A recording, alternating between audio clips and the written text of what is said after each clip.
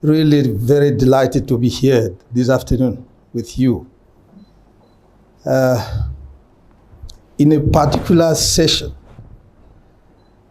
to some extent we are building history of our country because this is the very first time a political leader will go and meet the entrepreneurs.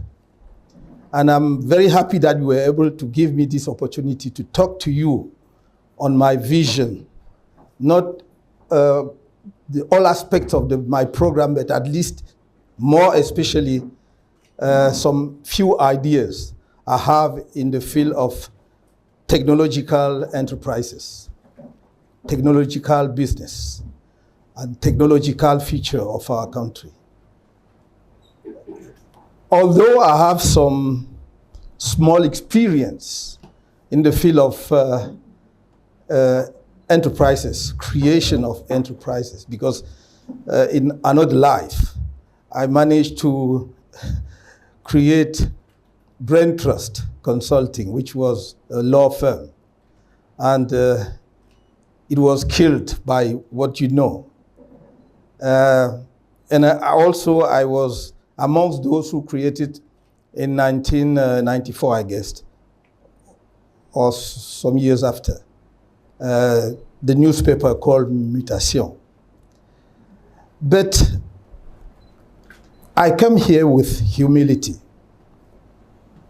to learn from you. Although I have some ideas of what can be done in your own field, I'm convinced that you know far better than me what are the obstacles, the difficulties, and what are the possible solutions to those difficulties. I want to finalize, to fine-tune my program with your input. That's why I'm here to learn from you.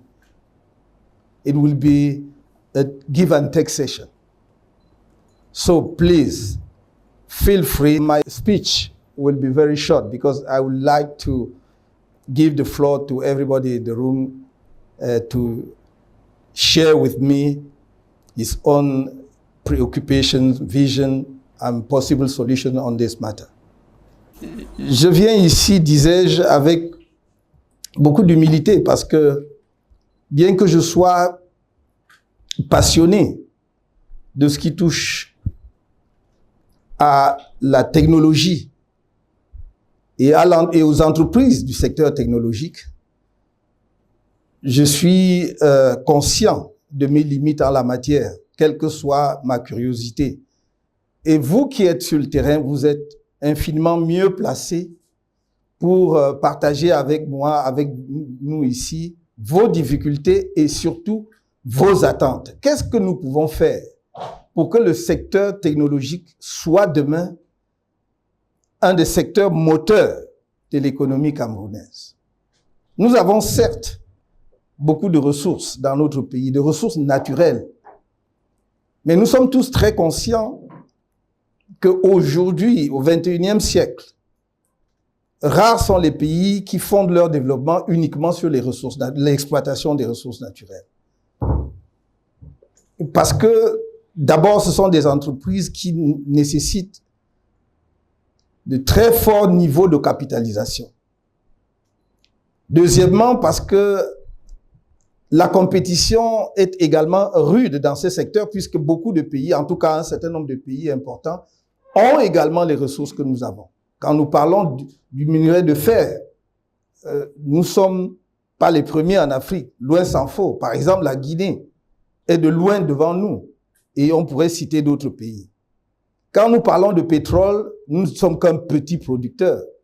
Même si nous n'avons pas les chiffres officiels, je peux vous assurer que des pays comme l'Angola, des pays, je ne parle même pas du Nigeria et autres, seront toujours devant nous parce que nous avons une idée de leurs réserves. Donc, c'est en réalité le secteur technologique qui va, à mon sens, dans les années à venir, dans les décennies à venir, être vraiment le levier de développement dans les pays qui ont su préparer la révolution technologique. J'ai l'impression que, de ce point de vue, vous, les acteurs de terrain, vous, la jeunesse, c'est ce qui me fascine dans cette salle. C'est une salle de jeunes. Donc vous, la jeunesse, vous êtes plus conscients et vous battez justement pour faire naître un secteur comme celui-là dans notre pays et que peut-être nous, les hommes publics, nous en sommes relativement moins conscients parce que on n'a pas encore mis en place tout le cadre législatif et réglementaire approprié. On n'a pas encore mis en place les outils financiers appropriés. On n'a pas mis encore en place les cadres. Par exemple, les incubateurs d'entreprises. Par exemple, j'allais dire un marché camerounais local d'échange entre les entreprises du secteur technologique et les possibilités de financement. J'ai vu ça au Kenya, j'ai vu cela dans quelques autres pays, mais cela tarde à être mis en place chez nous. On peut faire des choses ponctuelles, mais ça ne sert pas de politique. Ça ne peut pas remplacer une politique qui implique une vision à long terme. Et ce que j'aimerais partager avec vous, c'est vraiment ma conviction dans le fait que ce n'est pas en dehors, mais en plus de nos ressources naturelles, le développement du secteur technologique est celui qui va non seulement donner vraiment de l'élan à notre économie, mais nous mettre à l'abri de beaucoup de choses. Quand on parle du secteur technologique, le spectre est aujourd'hui tellement large. Les aspects qui sont concernés que un pays conscient, un pays ambitieux ne peut pas ne pas consacrer les moyens nécessaires au développement de ce secteur. Je ne toucherai pas ici à un domaine hypersensible, qui est le secteur de la défense, qui est une de mes préoccupations majeures, où la technologie est essentielle et les divers conflits armés le montrent aujourd'hui. Donc, je voudrais, à cet égard, attirer votre attention sur 2 ou 3 points. Le fait que pour nous, développer le secteur technologique suppose la mise en place, et cela fait le lien avec une précédente réunion que j'ai eue avec les enseignants, des cursus, des filières de formation conséquentes. On peut, par talent naturel, par don naturel, essayer, comme nous le voyons dans nos quartiers, de mettre au point ci ou ça. Mais rien ne remplacera le niveau d'éducation qui permet d'exploiter au mieux les possibilités qui s'offrent aujourd'hui. C'est pour cela que, même pour vous qui êtes à la tête d'entreprises technologiques, vous avez besoin d'un personnel qualifié, justement pour accroître votre potentiel. Donc nous devons être conscients de cela pour mettre en place le système éducatif que nous voulons mettre en place demain. J'ai consacré un long moment là-dessus avec les enseignants dernièrement, je ne vais pas revenir là-dessus. Donc pour moi, c'est un point capital, mettre en place des filières de formation. Non seulement pour que vous ayez des partenaires, des employés qualifiés, mais pour que eux-mêmes prennent la mesure de l'importance de la technologie dans les mutations sociales et économiques qui sont devant nous. Donc la formation. La deuxième chose, c'est l'encadrement. L'État doit faire sa part. Voyez-vous, les pouvoirs publics, par exemple, prennent des risques dans certains domaines en mettant de l'argent. On va prendre un risque en disant, bon voilà, on va mettre en place une ligne de financement pour booster, par exemple, la filière tubercule, booster la production du maïs, booster la production de cacao. Pourquoi on ne met pas en place des outils pour booster la créativité technologique? Pourquoi on ne parie pas sur les entreprises technologiques qui pourraient justement non seulement put Cameroon on the map, c'est-à-dire lorsque vous avez un succès technologique, ça met directement le pays sur la carte du monde. Vous voyez, bon, pour que le Cameroun se singularise dans la production agricole, il faut battre tous les grands pays de production agricole. Si vous voulez faire du maïs, il faut battre le Zimbabwe, il faut battre le Brésil, il faut battre je ne sais pas combien de pays. Mais si vous avez une entreprise de la tech qui marche au Cameroun, si vous créez un réseau social camerounais comme Dicalo, je ne sais pas si son président, son directeur est là, mais j'ai parlé de lui depuis 2018 déjà parce que je suivais cela, ça m'a toujours intéressé. Ou bien si vous mettez en place d'autres entreprises du secteur technologique qui marchent. J'ai vu qu'il y avait des jeunes Camerounais qui étaient parmi les premiers dans la fabrication des drones, dans le montage des drones ici. Tout de suite, ça fait la différence sur la scène internationale, mais également sur la rentabilité économique. Donc, la deuxième chose, c'est que l'État doit prendre vraiment, et ça, c'est notre engagement personnel, le taureau par les cornes, de deux manières. Premièrement, sur le financement.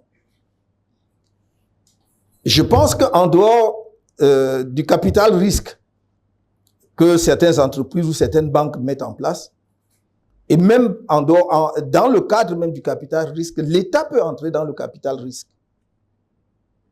Je dis souvent qu'on n'a pas besoin de créer, on va pas aller pour chaque secteur créer une banque, parce que j'ai dit on commet souvent l'erreur chez nous de ne pas apprendre les leçons de notre passé. Vous dites, vous faites une banque agricole, vous ne vous demandez pas pourquoi la banque agricole a échoué hier. Vous faites une banque de PME, mais vous ne vous demandez pas pourquoi ça a échoué. Et si je vais plus loin, il faudrait peut-être créer une banque des entreprises du secteur technologique. J'ai dit non. Il faut ouvrir des lignes de crédit dans les institutions financières existantes. Vous ouvrez une ligne de crédit, vous pouvez vous associer au capital risqueur et chaque année, effectivement, organiser au Cameroun un forum où, je reprends ce que j'ai vu au Kenya parce que j'en ai été témoin. Les gens venaient de l'île Maurice, d'Afrique du Sud, d'un certain nombre de pays, se retrouvent au Kenya et les jeunes présentent leurs entreprises ou leurs projets même parfois. Concret. Et à la fin, on examine, on décide si on met 2 millions de dollars ou 1 million de dollars ou 5 millions de dollars à sa disposition parce que c'est une prise de risque. Voilà. Et donc, je pense que ça, nous devons pouvoir faire ça au Cameroun. La deuxième chose, c'est que il est temps que l'État crée des incubateurs ou contribue à créer des incubateurs. J'ai dit, quand j'ai vu à l'époque, avant que la Covid-19 vienne tout arrêter, qu'il y avait, encore sur l'initiative des jeunes que vous êtes, il y avait le Silicon Mountain dans le sud-ouest, à Buea. Ce sont des jeunes Camerounais, leur propre initiative. Et vous voyez, la différence, c'est que ils avaient de la clientèle à l'étranger, à l'international. Donc, en réalité, ils ramenaient au Cameroun de l'argent frais net à cause, justement, des performances technologiques de leur secteur. Et donc, il faut réactiver. We have to rekindle this type of enterprises. Il faut réactiver et accompagner et ne plus laisser simplement que les jeunes se débrouillent tout seuls, mais dire comment accompagner, c'est pas nécessairement tout le temps mettre de l'argent. Quand j'entends par incubateur, entre autres aussi, les cadres, j'ai toujours dit, et je soutiens aujourd'hui encore l'idée, que si dans un certain nombre de grandes localités camerounaises, à Douala, à Yaoundé, peut-être dans un certain nombre de capitales régionales, vous arrivez à mettre en place des incubateurs, des lieux où les jeunes peuvent venir, avoir un accès gratuit haut débit à Internet, où ils ont l'électricité, l'eau, ils n'ont aucun loyer à payer, mais chacun sait que il est admis là avec un projet qui est en gestation et qu'il a 6 mois ou 1 an, dépendamment du projet, pour être au point. Vous verrez une différence. Vous allez avoir 50, 100 pépinières. À la fin, peut-être, vous en aurez 2, 3, 4, mais qui sont vraiment solides pour faire la compétition. Ça, c'est le rôle de l'État. C'est le rôle des pouvoirs publics.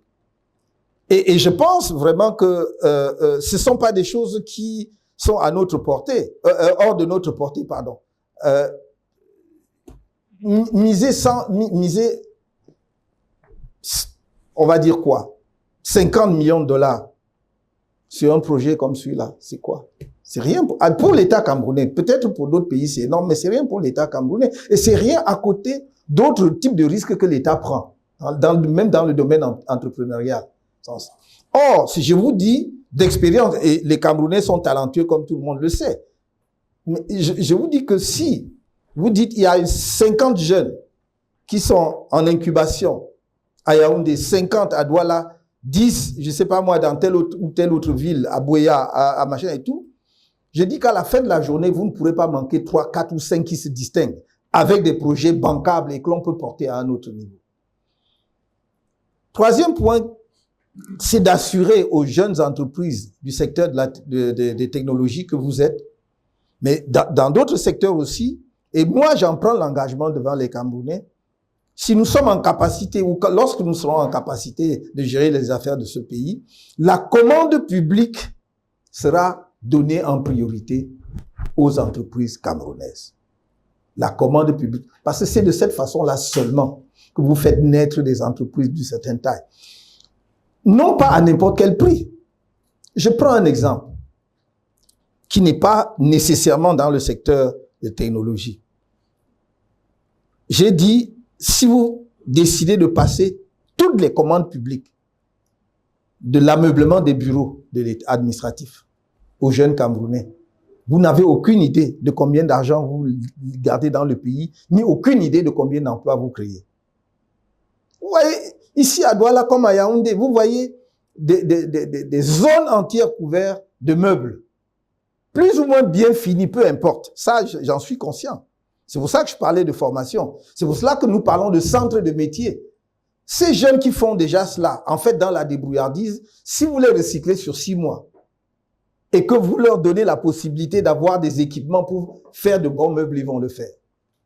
Et donc, vous pouvez effectivement leur passer la commande publique au lieu d'aller acheter à 20 000 km d'ici des meubles en bois, mais qui n'en sont pas, qui sont en réalité de la sciure compactée ou des choses comme ça. En fait, des déchets de bois, nous avons ici. Et donc, si vous faites la même chose pour les entreprises du secteur technologique, par exemple, une de nos ambitions, c'est la digitalisation complète, e-governance. Il faut dépoussiérer la paperasse. Il faut enlever ça. On peut enlever, ça va pas se faire du jour au lendemain, mais on peut déjà diminuer 50% de la paperasse. Ça va diminuer la corruption. Ça va diminuer la circulation du cash dans les administrations publiques. Ça va effectivement moderniser notre administration, même en termes d'efficacité. Parce que, vous le savez comme moi, vous êtes des chefs d'entreprise, que si vous digitalisez l'administration, cela veut dire qu'on peut automatiquement, aujourd'hui on le sait, mais on peut automatiquement savoir à quel niveau se trouve le traitement de tel dossier.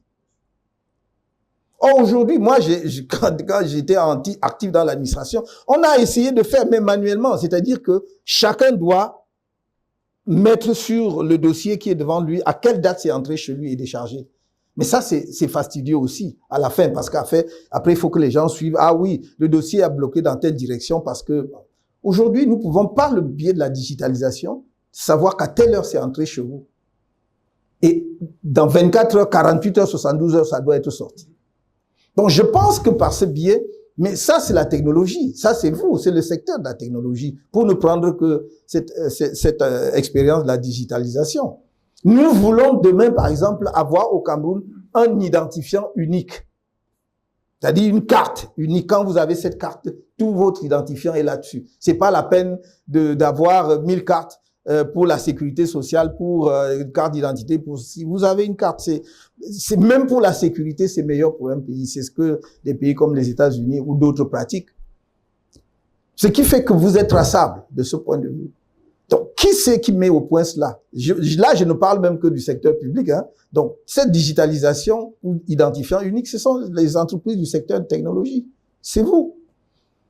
Donc, je peux multiplier un peu comme ça les choses qui peuvent être faites. Je suis de près, autant que faire se peut et autant que l'information me soit accessible, ce qui est fait dans votre secteur. Les entreprises qui essayent de bouger, je connais pas toujours forcément les créateurs de ces entreprises, mais j'ai vu, je vous ai parlé des drones, j'ai vu d'ailleurs, il y a pas longtemps, signaler une nouvelle entreprise qui travaille dans le domaine des drones, la production des drones, de certains jeunes qui seraient sortis de l'université de Maroua. J'ai vu ça. Ça, c'est très, très, très encourageant dans un pays. Il y a beaucoup d'autres choses à faire dans ce domaine-là. J'ajoute, en ce qui me concerne, que l'accent à mettre sur le secteur technologique, doit être défini aussi en fonction des capacités des entreprises existantes.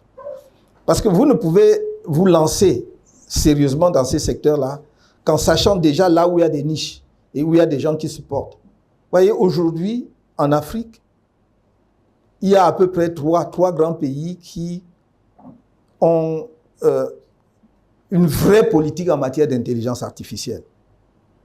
Donc, il y a le Maroc, notamment, qui a créé pratiquement une sorte d'académie d'intelligence artificielle. Mais nous savons aujourd'hui combien l'intelligence artificielle est déterminante et fait la différence, même par rapport aux technologies classiques.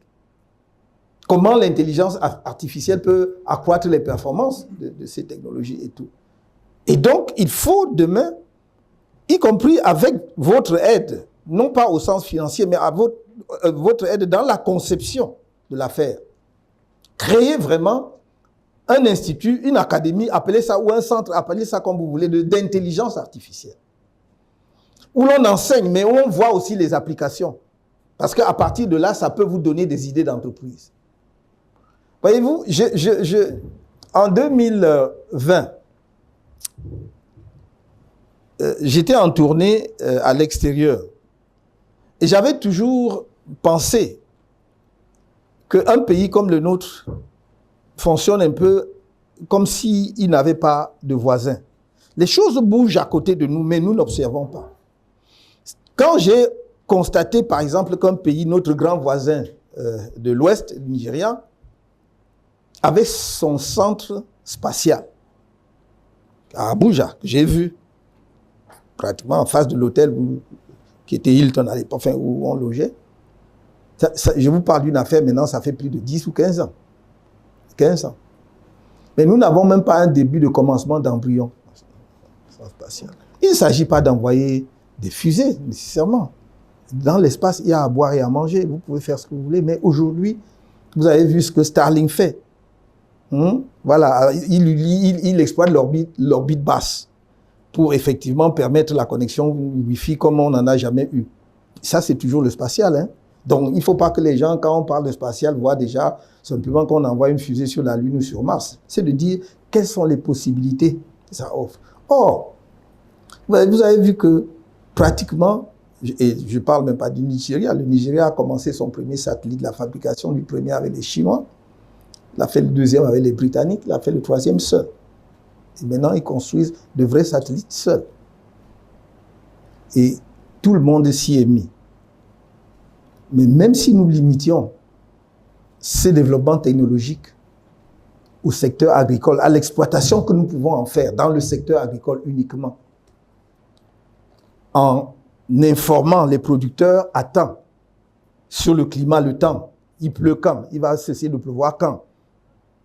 C'est ce que beaucoup de pays africains qui se sont lancés dans le spatial font. Ça, c'est la tech. C'est encore vous.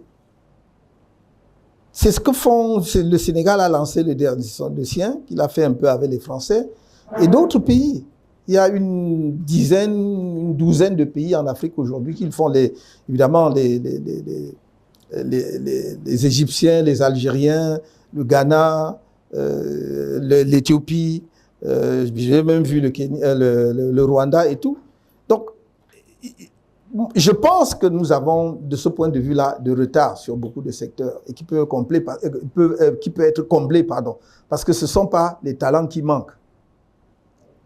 Et c'est pour cela que je disais, ça doit être avec vous.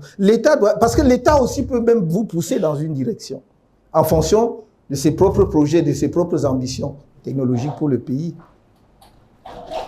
Quand j'ai vu